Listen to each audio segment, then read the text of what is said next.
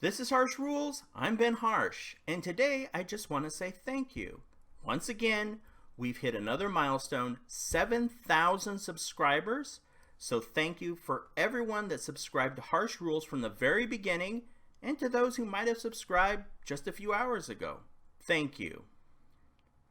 So while I'm here, let's talk about the channel. So I've decided to add two types of videos to this channel. So going forward, you will have the classic teaching videos, which will have the red teacher's grenade, and then you will have the more vlog types. That's where we'll do unboxings. I'll talk about my thoughts, videos like this where we're thanking subscribers, and those will have the kind of the thinker statue on top of rule books. I know I've heard some folks comment that they're worried that the old classic style videos are going away. They're not. That's my preferred method for teaching how to play board games. It is much easier for me to teach in that style where it's on slides and there's animations and whatnot. I find shooting video like this to be much more challenging. So, when you're watching YouTube videos and you see guys up there doing it, you're like, oh, that's got to be easy. I'm like, no, it's definitely not. It's difficult talking to a camera. It's difficult, trying to speak eloquently and clearly, to have a plan when you're doing the video. So that skill set I would like to work on more, and that's kind of one of the reasons why I'm doing those videos.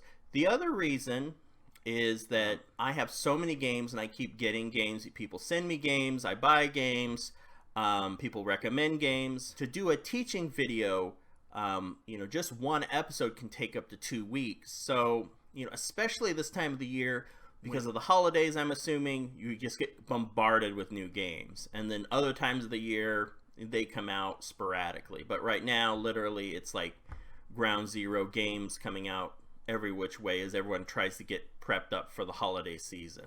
So as much as I'd like to do a tutorial for each new game as it comes out, the way that I do videos, it just takes too long. I'll to do a full video series is going to be a month or a month and a half. By the time I get one game done, 5 are out on the shelf. So just getting the games, looking at them, reacting to them, getting your guys' feedback on, wow, that looks great, why don't you do a video on that? Not so excited, but looks, it's fine.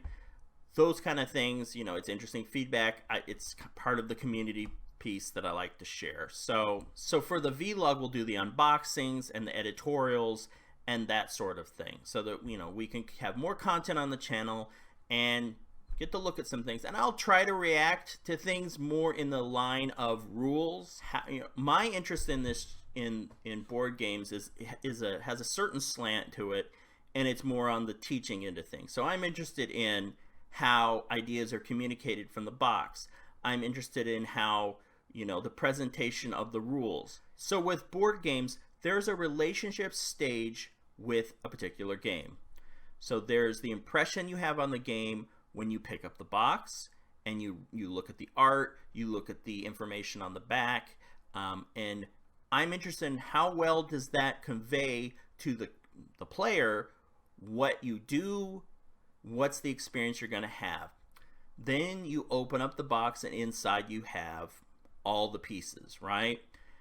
And from a certain perspective, it may be cool art, but it's just a bunch of cardboard and plastic until the rules come into play. So when you open up the rules and you learn it, I'm interested in that. So when you pick up the game, when you open the rules, how long does it take you to understand what you need to do? And a lot of this channel has been built on taking whatever rules are in the box and translating those into a different way for people to learn, a more visual way for people to learn. Okay? Then it's a matter of actually playing the game and learning how to play it, learning how deep is it, what is the options that you have. And that's more on the traditional review of things. And I don't do a lot of that. Once again, if a game takes me, let's say, very conservative estimate, it takes me 2 months to do a video. I'm focused mostly on the front end of that game. I'm focused on learning how to play it. I'm studying over and over again the setup, how to, consume the rules and get ready to play as soon as possible. I don't always have the opportunity to play a game nonstop forward to back for, weeks and weeks and weeks and weeks, and then be able to come back and say, it's got good replay value. It's, I played a few games and I didn't care anymore. My interest is way up on the front. So if you're interested in, consumer type reviews where you pick up a board game, somebody plays it, and they report back of like, yeah, it's worth your money, it's not worth your money. If it's interesting enough for me to do a video, it's going to be interesting enough to do, to buy it and play it. When you get into the high end of reviewers, you got to figure these are guys have experienced so many different games, and their taste is, let's just say, it's a little more focused than your average player.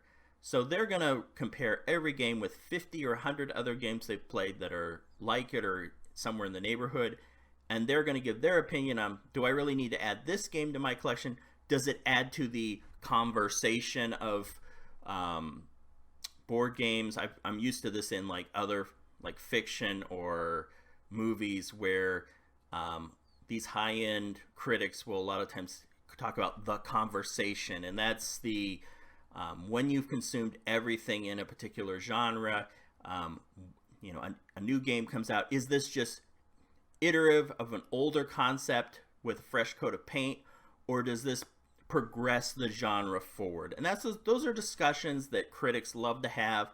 They're looking for that one thing they have never tasted. I always call critics the royal tasters.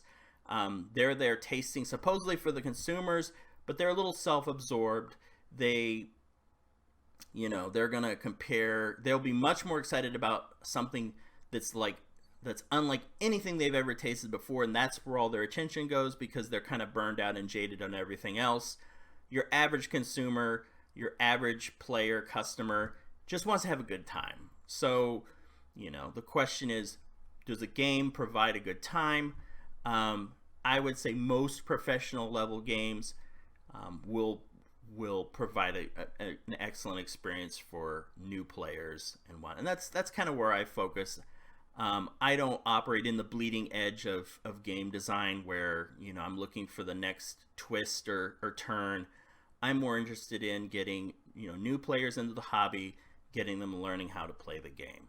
So that's just a little bit on my kind of take on what I do with this channel, and some of the ideas I have. I will keep expanding and developing as we go along.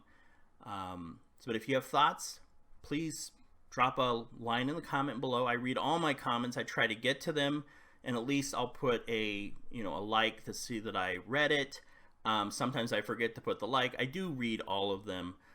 So if you want to write a note, I really appreciate it. As always, I'm Ben Harsh for Harsh Rules. Thank you so much for watching, and I'll see you on the next episode.